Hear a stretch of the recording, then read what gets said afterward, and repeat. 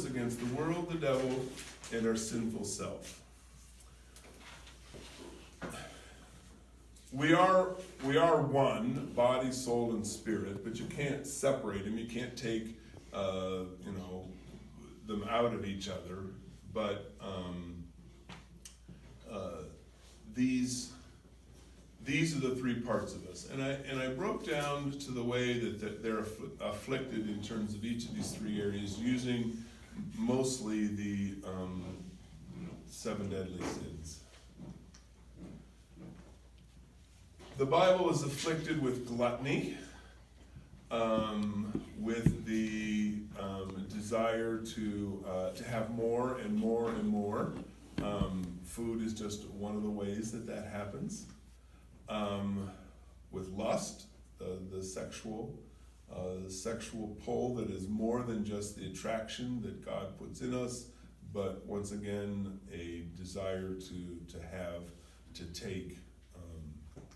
And finally, the opposite then is the sloth, the giving up, the not caring, the not doing.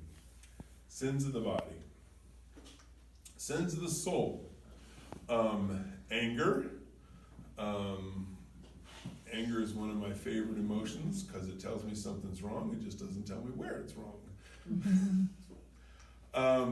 Envy, which in our society is said to be something that is good.